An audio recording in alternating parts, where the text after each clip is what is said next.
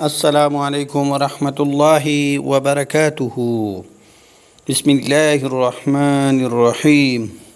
ټول تعریفونه د رب ذوالجلال د فاره چې خالق او مالک او پروردگار د کل عالم دی، او درود پاک په خاتم الانبیاء د مدینی جانان حضرت محمد صلی الله علیه وسلم باندې.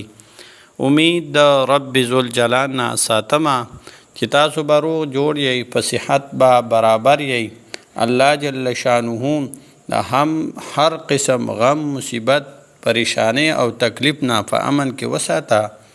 الله جل شانه عمر دراز سره د صحت نصیب کا. الله جل شانه د هر قسم وبایي امراض او اچانکي غمونو مصیبتونو نه په امن کې وساته.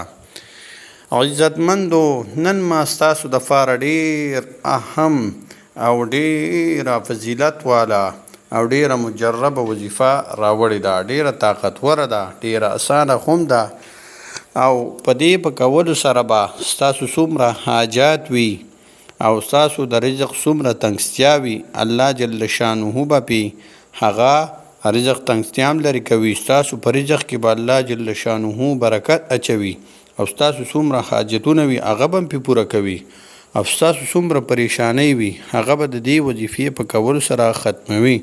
او دا وظیفه د جمعې مبارک شپې مبارک وظیفه ده، یعنی دا به صرف او صرف د جمعې په شپه باندې کول وي.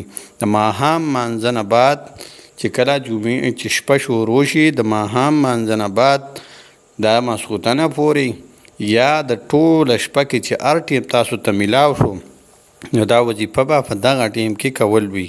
د جمعې په شپې سره د دې ډېر خاص فضیلت دی او خاص ربط او مطابقت هم دی. او دا وظیفه چې سړی وکړي نو الله جل شانه به پې دغه انعامات ورکوي، د رزق تنګستیا به پې ختموي، پریشانی به پې ختمیږي، او څومره حاجتونه وي الله جل شانه به فورا فن کې به دغه پوره کوي، د حاجتونه به پوره کوي. نو هغه وظیفې طرف ته راځو. او وظیفه ډیره اسانه ده.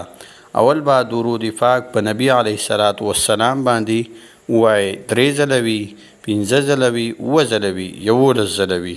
نو دا په نبی علیه الصلاۃ والسلام باندې ووایئ.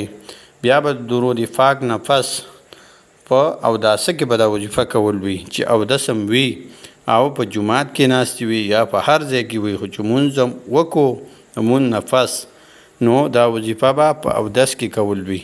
بیا به څه ووایئ؟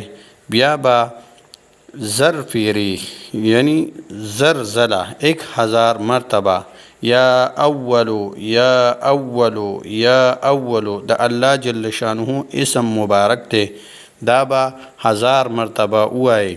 بیا به د هغې نه پس درود پاک 3 ځله وي، 5 ځله وي، 7 ځله وي یا 11 ځله وي، دا په نبی علیه الصلاۃ والسلام باندې ووایئ.